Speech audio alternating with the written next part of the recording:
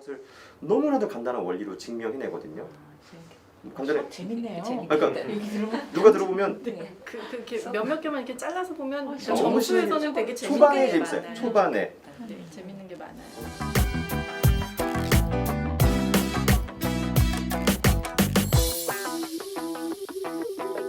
일단 넘어가겠습니다. 네. 또, 자 그러면 다음 KMO의 영역별 연계성. 자 이거는 KMO가 일단은 대수, 기하, 조합, 정수 각각 선생님들마다 자기가 중요한 순서대로 부르는 편이 있어요. 어떤 뭐 기대 정조, 뭐 이렇게 대기, 뭐 이렇게 뭐 조정 이런 식으로 해가지고 각자 우선시하는 걸 조금 더 앞에서 부르는 경향도 있긴 있는데 꼭 그걸 떠나서 어찌됐건 4개의 영역이 이게 나눠져 있고 원래는 4개 영역별로 해서 이제 5문제씩 해가지고 총 20문제 나오는데 뭐 올해는 조금 코로나랑 이슈를 좀 다르게 했었지만 총 4개 영역이 있어요. 그래서 이 4개 연계성이라는 거를 이게 이런 느낌으로 뭐냐면 이게 이제 중등과 고등 정도의 학습 정도에서 어느 정도의 뭐 대수는 어떤 뿌리를 가지고 있고 그리고 실제 KMO 공부는 그거보다 조금 더 벗어났다 아니면 조금 더 그 정도를 담고 있다 그런 정도 내용도 뭐 얘기해 보면 좋을 것 같은데 어려운 내용이겠죠.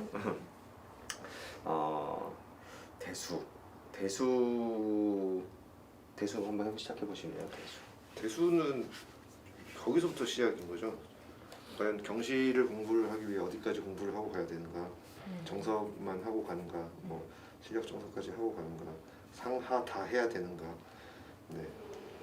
근데 정석 고등 정도 대수 능력을 기본으로 해서 이제 들어가는 거죠. 근데 실제로 정시 대수 문제들 보면 또 어떤 건 또 쉽게 풀려요. 또 정석까지만 공부한 친구들 기준으로도 쉽게 풀리고 어떤 문제는 좀 어떻게도 안 풀려. 1차 기준입니다. 1차 기준. 근데 좀 패턴 자체가 지금까지 제가 겪었던 이제 KMO 1차 대수 문제들 기준으로 보면 좀 그런 것들이 있는 것 같아요. 시중 문제지에서 볼 수 없었던 풀이가 돼야 되는 것들, 뭐 식 이만큼 한 뭉탱이를 다시 치워냈는데 걔를 다시 이만큼 더 치워나고, 뭐 기조 자체는 되게 굉장히 비슷합니다만 문제 풀이하는 과정 자체에서 좀 많이 다른 것들을 좀 많이 보고 있어서 그래서 그런 식으로 접근이 되는 것 같고 그리고 교과랑 어떤 차이가 있냐고 물어보면 아무래도 그런 풀이하는 패턴에 대한 차이가 좀 있지 않나라는 생각이 좀 되고요.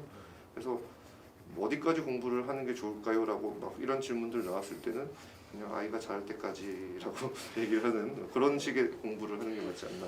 네. 그러니까 좀 연계성적으로 좀 이렇게 말을 좀 더 이렇게 그러면, 표현을 하자면 네. 중등 때 일단은 초등 때 배우는 건 조금 더 폭 넓죠. 초등 때는 약간 규칙성, 뭐 약간 생활력 같은 것도 배우고 뭐 그런 거 있잖아요.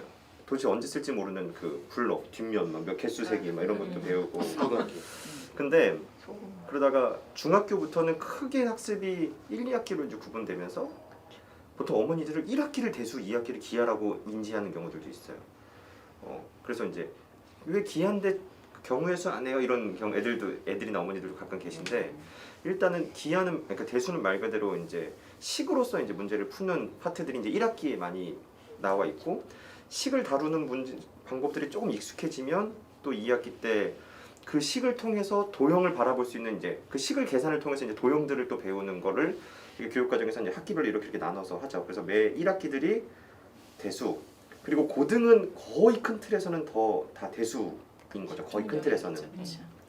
그래서 이런 대수의 흐름이 있는 거고 KMO는 기본적으로 원래는 그런 거죠. 원래는 중등 정도의 원래는 그 중등 정도 범위에 있는 내용들을 통해서 극으로 응용해서 풀 수 있어야 되는 정도 범위여야 되는데 사실은 보통 고1 정도까지 암묵적으로 이제 좀 이론이 들어가고 그것의 뿌리를 가지고 있지만 사실은 더 깊이 있는 이론들까지 배운 친구들한테 유리한 문제들이 이제 나오는 것 같아요. 특히 뭐 고등학교 때는 뭐 산술기하나 막 그런 코시 슈바르츠 부등식 그런 거는 가볍게 언급되지만 그 부분을 훨씬 더 깊이 들어가고 모양 변형해서 막 풀고 그런 내용들이 좀 있다고 생각이 들고 그래서 뭐 대수라고 하는 데도 있고 또 이제 해석이라고 하는 데도 있죠. 결국 이제 대학 수학의 내용이 좀 많이 들어가죠. 과정이 올라가면서. 그래서 뭐 요런 정도로 너무 저희가 깊이 있게 또 이렇게 하나씩 다루다 보면 네. 이거 하나 가지고 또 1시간 해야 되기 때문에 기하는 말 그대로 이제 그런 거가 있어요. 초등학교 저 이제 기하는 제가 언급을 얘기하면은 중학교 1, 2, 3학년에 이제 각각 2학기 파트들이 이제 도형 파트들인 것이고 그게 다 이제 기하인 건데 큰 틀에선 중1은 기하라고 부르기에는 약간 약속들이 많이 등장하는 시기인 것 같아요. 뭐 동의가 억가 그리고 그냥 합동 조건 배우고 그리고 원의 넓이와 뭐 입체동의 건널비 부피 이런 거는 약간 초등학교 과정에서 잘 배웠던 친구들은 굉장히 쉬워요. 간단하게는 3.14를 파이로 바꾸는 정도 말고 특별한 게 많이 나오진 않는데 그런 게 이제 중1 때 초반에 그냥 기초적인 어떤 약속들을 많이 배워가는 과정으로 나오고 실질적인 기하의 시작은 중학교 2학년 어떤 평면 기하에 대해서 어떤 그 부분의 원리를 탐구하는 게 이제 중학교 2학년, 3학년에 이제 제대로 이제 좀 많이 나와 있는 정도. 그리고 이제 가끔 그런 얘기도 하시죠 어머니들이 고등학교 땐 기하가 뭐가 나오냐 하면 이제 직접적으로 기하로서 도형으로서의 성질은 일단은 중학교 때 끝이고 고등학교 때는 뭐 조금 강조되는 것들이 그냥 약간 뭐 몇 개 없죠. 뭐 중선 정리라든가 그런 정도가 중학교 때는 살짝은 경실이나 심화로 분류돼 있는데 고등 때는 그거를 어떤 그런 기하적인 성질을 좀 쓰거든요. 그런 게 쓰는 거고. 그래서 이제 그 정도 내용일 것 같아요. 기하 부분에 그런 거고 K모에서의 기하는 기본적으로 중학교 2학년이나 3학년 정도의 내용을 극으로 잘 이해하고 있으면 사실 다 할 수 있는 정도인 거긴 해요. 물론 그 중에서 몇몇 심화적인 부분들을 조금 더 깊이 있게 배우고 트레이닝하면 괜찮은데 기본적으로 뿌리는 중등 정도를 다 담겨져 있는 거고 근데 이런 거죠. 이 기초적인 내용을 이렇게까지 깊이 들어갈 수 있는 건가? 그 중에서 이제 몇몇 사실 이론으로 따로 배우기도 하지만 그래서 기하는 뭐 이런 정도 흐름을 가지고 있다 정도. 그리고 조합은 또 어떻게 얘기해 볼까요? 조합이 처음 등장하는 게 중학교 2학년 중학교 2학년 때 한번 그러니까 이제 2학년 때 한번 나오고 네. 그리고 이제 이 오일. 조합과 통계는 좀 구분해야 될 것 같아요. 그렇죠.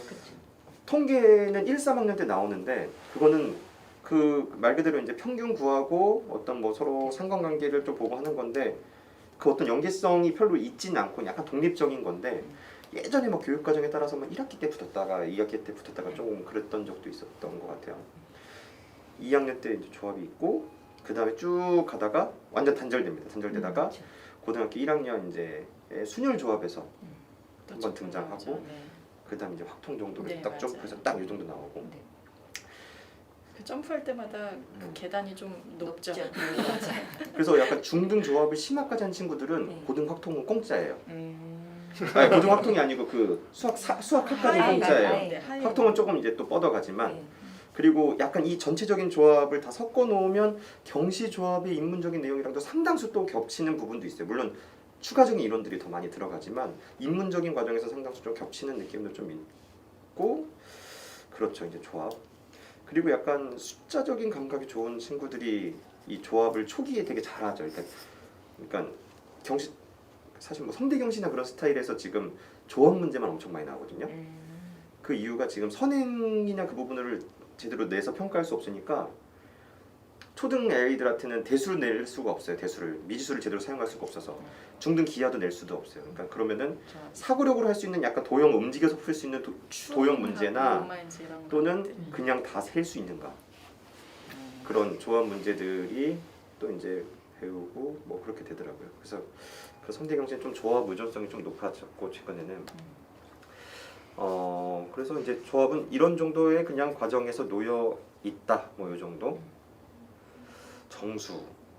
정수들은 중등 고등이 어떻게 좀 뿌려져 있나요? 이렇게 이게 너무 이렇게 몇몇 점들로 얕게 뿌려져 있어서 좀 얘기하기는 그런데 처음에 중학교 1학년 과정에서 뭐 굳이 찾자면 뭐 최대공약수 최소공배수 그러고 나서 뭐 소수합성수 네 뭐 그런 이런 거. 것도 조금 나오는 거고요. 뭐 굳이 정수하고 연결을 하자고 하면 뭐 물론 정수의 가장 뭐 시작은 뭐 이제 음수 개념 뭐 이런 거일 거고 정수라고 얘기하는 게 참 한참 뚝 떨어져 있다가 뭐 약수배수 뭐 그런 개념이니까 초반에 나오는 게 이제 뭐 소수들 뭐 최소공배수 최대공약수 뭐 이런 거 나오다가 이제 고등 과정으로 넘어가서도 교육 과정에 딱 명확하게 나와 있다고는 얘기는 못 해요. 나와 있다고 얘기는 못 하는데 이제 이제 대수 문제를 풀다가 뭐 만약에 뭐 주어진 n이 뭐 3의 배수라면 3의 배수가 아니라면 경우를 나누어서 생각해보자 그러면서 거기에서 살짝 이렇게 그 풀이 방법에서 살짝 녹아서 들어가는 거고요.